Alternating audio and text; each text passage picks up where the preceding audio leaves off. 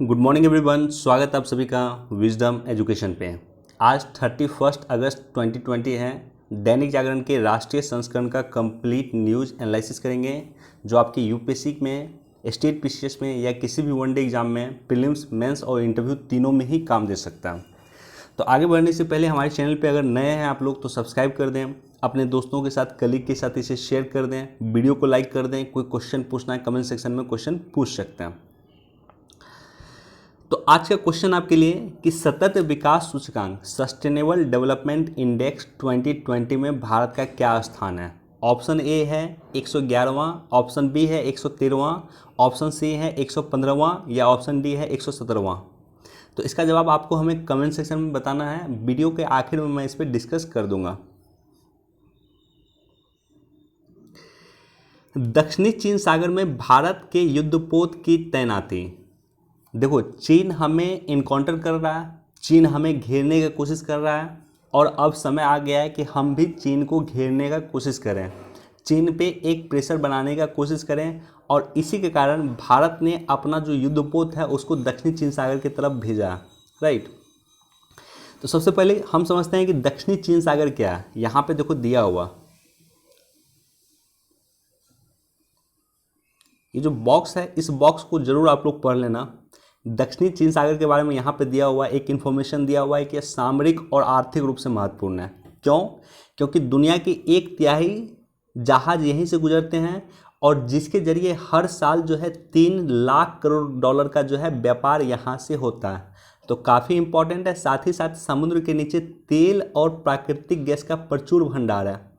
तो ये कारण है कि दक्षिणी चीन सागर पे चीन अपना आधिपत्य जमाने की कोशिश करता है। साथ ही साथ दक्षिणी चीन का क्या मसला है यहाँ पे दिया हुआ, कौन कौन सा आइलैंड है जो विवाद का कारण है, एक बार यहाँ पे दिया हुआ। लेकिन हम मैप पे आपको लेकर चलते हैं, वहीं पे मैप पे मैं आपको दिखा दूंगा, बड़े मैप पे। देखो, ये दक्षिणी चीन सागर है, साउथ चाइना सी है। आप जितने भी लोग वीडियो देख रहे हैं सभी जाकर के अपने गूगल मैप में डालना, साउथ चाइना सी आ जाएगा, आप एक बार देख लेना। और कई जगह इसे 9 डैश लाइन भी कहा गया। क्यों? क्योंकि यहाँ पे 9 लाइन है। 1 2 3 4 5 6 7 8 9, ये सारे के सारे आभासी लाइन है, रियल लाइन नहीं है, आभासी लाइन है, इसलिए इसे 9 डैश लाइन भी कहा गया। यहाँ पे जो देश है बेसिकली वो चाइना है, उसके बाद वियतनाम है, मलेशिया है, यहाँ पे आपको सिंगापुर भी है, फिलीपींस भी है, ताइवान भी है। ये सारे के सारे देश है और इन्हीं देशों के बीच में डिस्प्यूट है। बेसिकली 2-3 आइलैंड यहाँ पे काफ़ी इंपॉर्टेंट आइलैंड है जो डिस्प्यूट का के कारण चर्चा का विषय बना हुआ रहता है अक्सर। एक है पार्सल आइलैंड, ये है पार्सल आइलैंड, ये जो दिख रहा है गोल वाला पार्ट ये है पार्सल आइलैंड। ये जो पार्ट दिख रहा है यहाँ पे जो आइलैंड है उसको बोलते हैं स्प्राटली आइलैंड, स्प्राटली आइलैंड। और यहाँ पे एक और आइलैंड आपको मिल जाएगा, ये देखो, इस आइलैंड का नाम है स्कारबोरोसोल आइलैंड। तो ये 3 आइलैंड बेसिकली हैं जो डिस्प्यूट का कारण है दक्षिणी चीन सागर में। दक्षिणी चीन सागर को चीन का कहना है कि ये सारे के सारे क्षेत्र, पार्सल आइलैंड, स्पार्टली आइलैंड और ये आइलैंड, तीनों ही आइलैंड उसके क्षेत्राधिकार में आते हैं। दक्षिणी चीन सागर का 90% भाग उनके क्षेत्राधिकार में आता है, ये कहना है चाइना का, राइट। तो दक्षिणी चीन सागर में 90% हिस्से को चीन अपना कहता है। वह ऐसा समुद्री क्षेत्र है जहां प्राकृतिक गैस और प्राकृतिक तेल और गैस वगैरह का प्रचुर भंडार यहाँ पे पाया जाता है, उपलब्ध है। चीन जो है ताइवान और वियतनाम ने स्प्राटली द्वीप पे अपनी दावेदारी कर रखी है। चीन भी किया है, ताइवान भी किया है और वियतनाम भी किया है। और विदित हो कि स्प्राटली आइलैंड जो है दक्षिण चीन सागर का दूसरा सबसे बड़ा समूह है, जो मैंने आपको दिखाया था स्प्राटली आइलैंड। यहाँ पे देखो, ये आइलैंड की बात कर रहे हैं। एक रिपोर्ट के अनुसार इसकी परिधि में 11 अरब बैरल प्राकृतिक गैस और तेल और मूंगे के विस्तृत भंडार हैं। काफ़ी बड़ा अमाउंट होता है, इतना बड़ा 11 अरब बैरल प्राकृतिक गैस, तेल और मूंगे का यहाँ पे भंडार है। और यही कारण है कि चीन जो है पर्टिकुलरली इस क्षेत्र पे दावा करता है कि ये सारे के सारे क्षेत्र उसके क्षेत्राधिकार में आता है। मछली व्यापार में शामिल देशों में यह जल क्षेत्र महत्वपूर्ण तो है ही, साथ ही इसकी भौगोलिक स्थिति के कारण इसका सामरिक महत्व भी बढ़ जाता है और यही कारण है कि चीन इसे अपने प्रभुत्व पे कायम रहना चाहता है। तो मछली के लिए भी ये काफ़ी इम्पोर्टेंट है, प्राकृतिक गैस के लिए भी काफ़ी इम्पोर्टेंट है, तेल के लिए भी काफ़ी इम्पोर्टेंट है। 9 डैश लाइन जिसकी मैंने आपको चर्चा किया, 9 डैश लाइन के जरिए चीन ने दक्षिणी चीन सागर की घेराबंदी कर रखी है और यह लाइन 1947 में जापान के आत्मसमर्पण के बाद खींची गई थी। ये चीन के द्वारा खींचा गया 1947 में।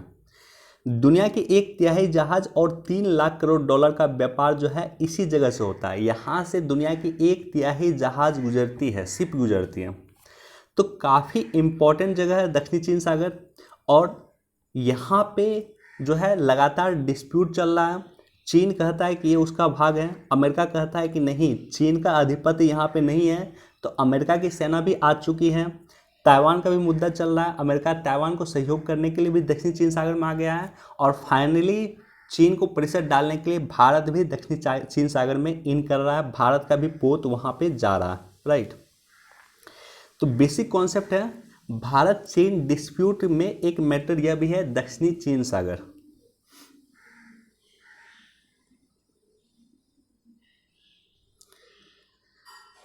पैसे के लिए इलाज से मना नहीं कर सकते अस्पताल। देखो ये आदेश दिया है राष्ट्रीय उपभोक्ता विवाद निवारण आयोग। इन्होंने आदेश दिया है क्या कि पैसे के लिए इलाज से मना नहीं कर सकते अस्पताल। तो बेसिकली हम इस संस्था के बारे में जानेंगे।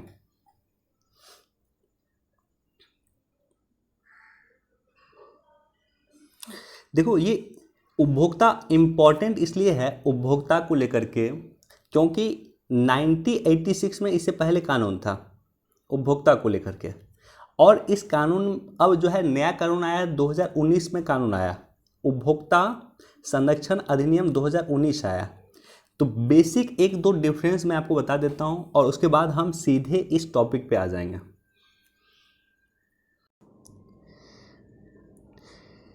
देखो कंज्यूमर प्रोटेक्शन एक्ट, उपभोक्ता संरक्षण अधिनियम 1986 और उपभोक्ता संरक्षण अधिनियम 2019 में बेसिक कुछ अंतर है।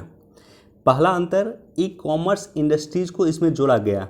उपभोक्ता के तहत अब ई कॉमर्स पार्ट को भी जोड़ा गया। अगर कुछ खरीदारी आप ई कॉमर्स इंडस्ट्री से कर रहे हैं, अमेजोन से कर रहे हैं, फ्लिपकार्ट से कर रहे हैं, उसके लिए भी आप उपभोक्ता कोर्ट जा सकते हैं। मीडिएशन सेल जोड़ा गया जो 1986 में नहीं था। समझौता कैसे हो, मध्यस्थता कैसे हो, इस सेल को जोड़ा गया जो 1986 में नहीं था, 2019 में इसको शामिल किया गया। सबसे इम्पॉर्टेंट और प्रीलिम्स के लिए काफ़ी इम्पॉर्टेंट ये है कितने तक के विवाद को सुन सकता।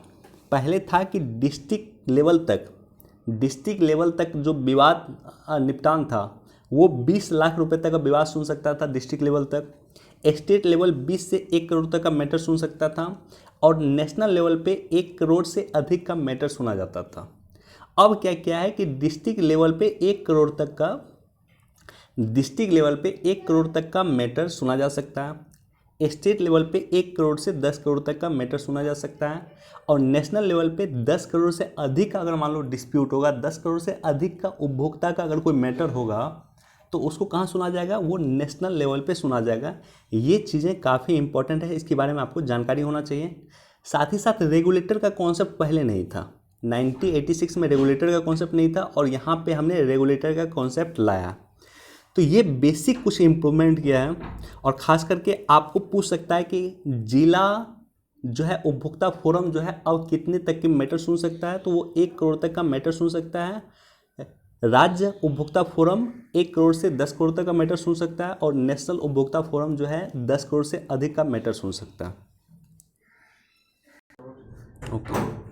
राष्ट्रीय उपभोक्ता विवाद निवारण आयोग, ये जो आयोग है ये एक अर्ध न्यायिक आयोग है।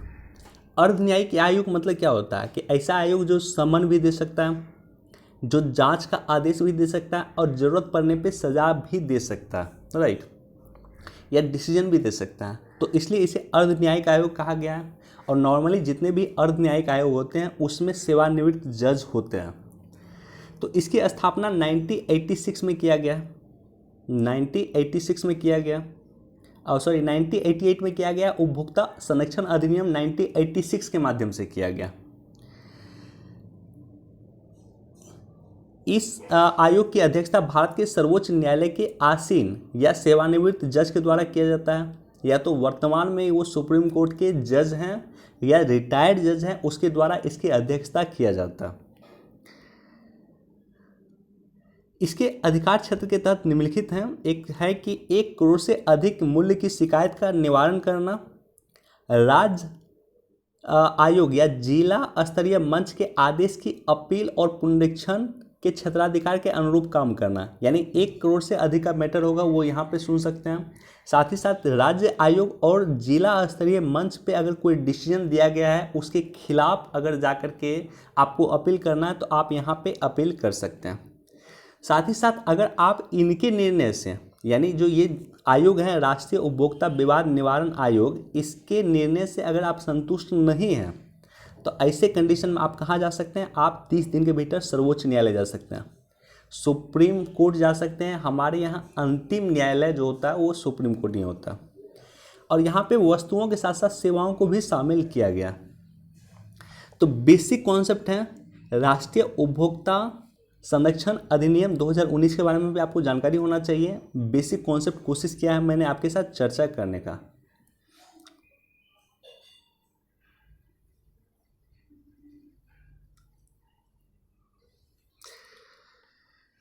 छह पनडुब्बियों के निर्माण के लिए 55,000 करोड़ रुपए का प्रोजेक्ट काफी समय से चर्चा में चल रहा है।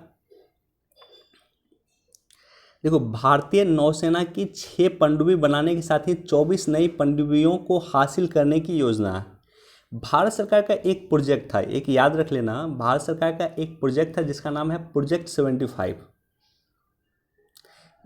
प्रोजेक्ट 75 के तहत हम स्वदेशी पनडुब्बी का निर्माण कर रहे हैं और इसके लिए हम विदेशी कंपनियों का सहयोग ले रहे हैं।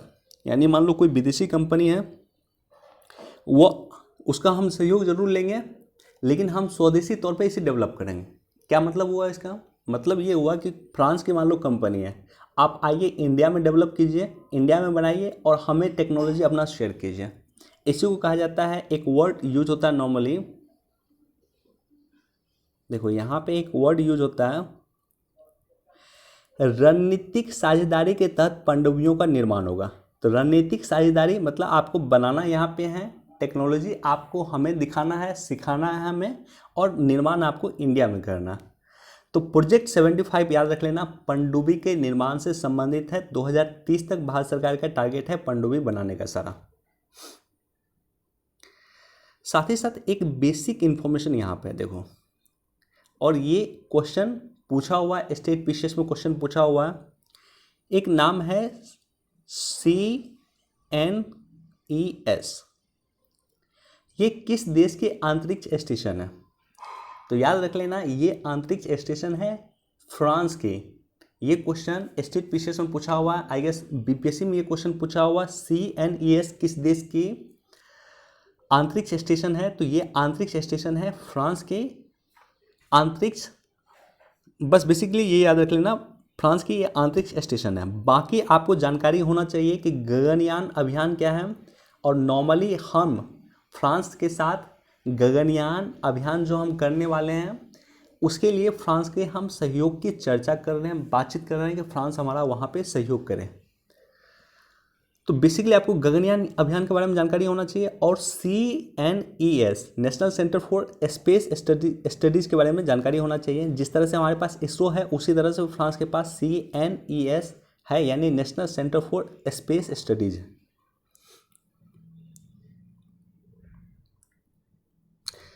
असम में 6 जातीय समूह को ST का दर्जा, बस नाम याद रख लेना आप। असम की 6 जाति हैं, उसको वहाँ की सरकार ST का दर्जा दे रही है। और वो 6 जाति में कौन कौन से हैं? एक है कोच राजबोंगसी, एक ताई अहमो, एक है चुटिया, एक है मत्तक, एक है मोरान, और लास्ट है टी ट्राइब। तो ये ट्राइब है जिसे ST का दर्जा दिया जा रहा है। कहाँ पे? तो असम सरकार के द्वारा।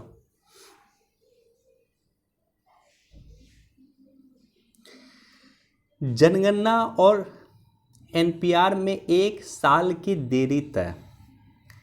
2020 तक इसे कंप्लीट किया जाना था, 21 में इसका डाटा आ जाता, लेकिन एक साल का देरी इसमें हो सकता है कोरोना वायरस के समय में। अधिक इम्पॉर्टेंट नहीं है, अधिक इम्पॉर्टेंट है कि जनसंख्या क्या होता है और एनपीआर क्या होता है, दोनों के बीच में क्या अंतर होता है। और एनआरसी को लेकर के एनपीआर भी लगातार चर्चा में बना हुआ था, तो बेसिक नॉलेज आपको होना चाहिए। देखो, एनपीआर का फुल फॉर्म होता है national population register. National population register, राष्ट्रीय जनसंख्या रजिस्टर।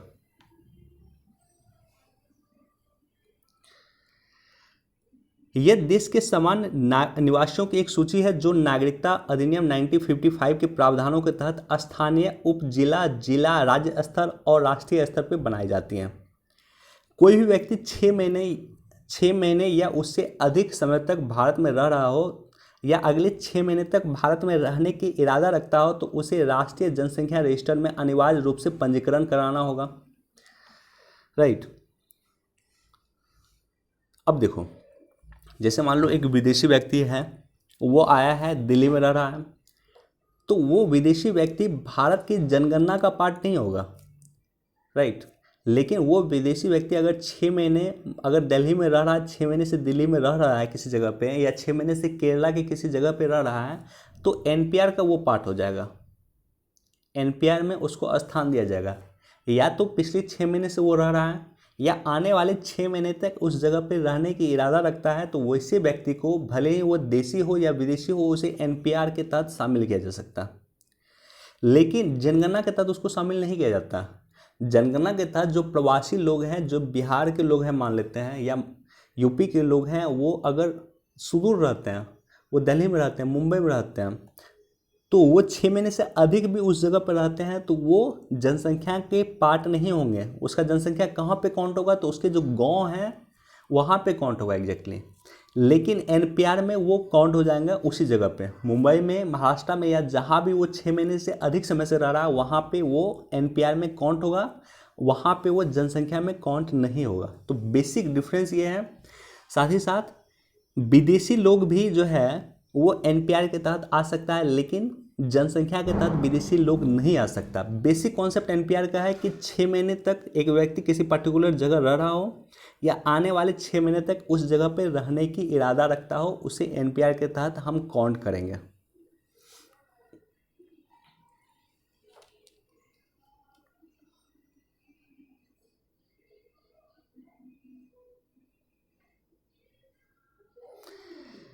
एक दिन में रिकॉर्ड 80,000 से नए अधिक मामले आए हैं। बहुत ही खराब कंडीशन चल रही है हमारे देश की। 80,000 से अधिक मैटर एक दिन में आया है।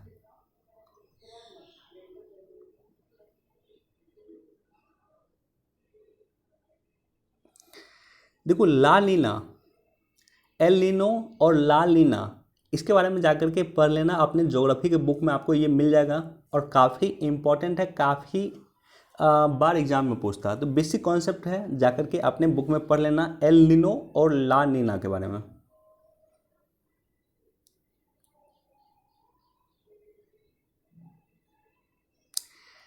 इतिहास में दफन नायक, एक बार इसको पढ़ सकते हैं, बहुत ज़्यादा इंपॉर्टेंट मुझे नहीं लगा, लेकिन एक बार आप पढ़ सकते हैं इसको। शिक्षा पे साथ आए केंद्र और राज्य। शिक्षा को लेकर के हमने कई बार डिस्कस किया और मैंने आपको बोला था कि न्यू एजुकेशन पॉलिसी को लेकर के लगातार पेपर में आएगा। आपको बेसिक कॉन्सेप्ट जानकारी होना चाहिए कि क्या क्या सुधार इसमें किया गया है, साथ ही साथ क्या क्या इसका पॉजिटिव पॉइंट है, क्या क्या इसका नेगेटिव पॉइंट है। एक कॉन्क्रीट आपके पास आइडिया होना चाहिए और उसको लेकर के कई बार हमने डिस्कस किया है। तो इस एडिटोरियल में बेसिकली बताया गया है कि 1968 का और 1986 का जो शिक्षा नीति था और वर्तमान की शिक्षा नीति किस तरह से अलग है। राइट। तो उसकी चर्चा किया गया है, एक बार खुद से इसको पढ़ सकते हैं।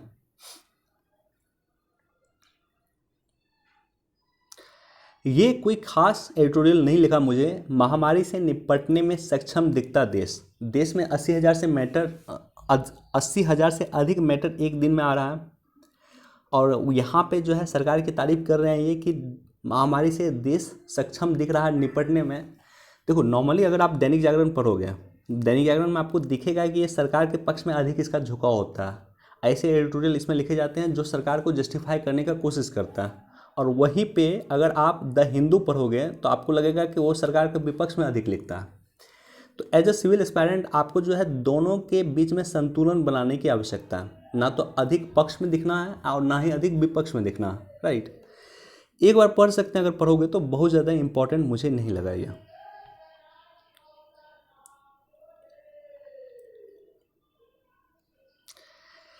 आम जनता बताएगी कैसा चाहिए नोट और सिक्का। आरबीआई जो है, आरबीआई को बताइए कि आपको किस तरह से नोट पसंद करते हैं, किस तरह से सिक्का आपको चाहिए, और उस तरह से सिक्का छापा जाएगा, उस तरह से नोट छापा गया जाएगा और लोगों से बृहद तौर पे एक सलाह ली जाएगी।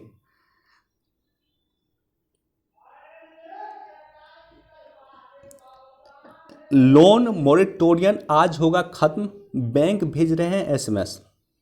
बैंक अब कर रहे हैं कि आप हमें जो है पैसा देना शुरू कीजिए। आपके पास जो पैसा बचा हुआ था, जो लोग लोन लिए थे ईएमआई नहीं दे रहे थे, अब ईएमआई देना शुरू कीजिए।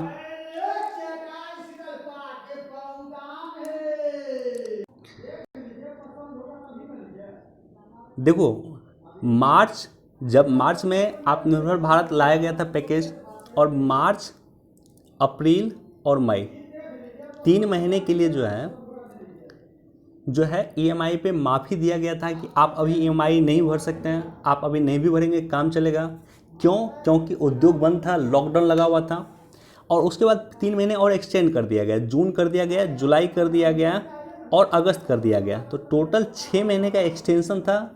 अगस्त का आज लास्ट दिन है, 31 अगस्त है, इसलिए जो है आज वो एक्सटेंशन समाप्त हो रहा है।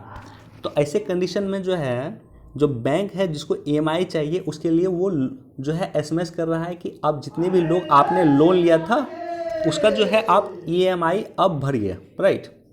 तो उसी को लेकर के चर्चा है, एक बार पढ़ सकते हैं इसको। और ख़ास करके कल का न्यूज़ हमारे लिए इम्पॉर्टेंट होने वाला है। क्यों?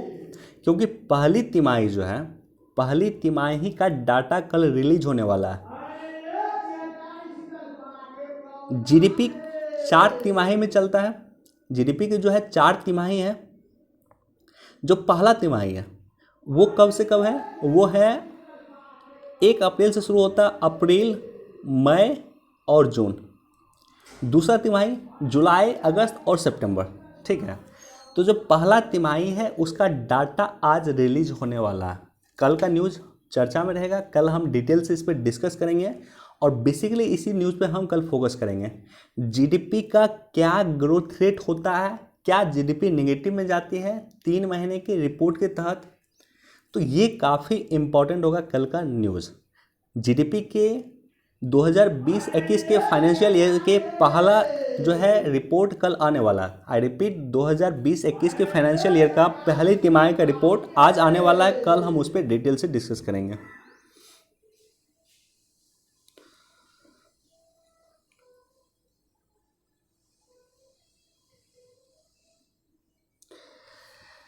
चलिए, विशेष आज इम्पॉर्टेंट न्यूज़ तो और नहीं है, चलते हैं क्वेश्चन पे रिटर्न होते हैं।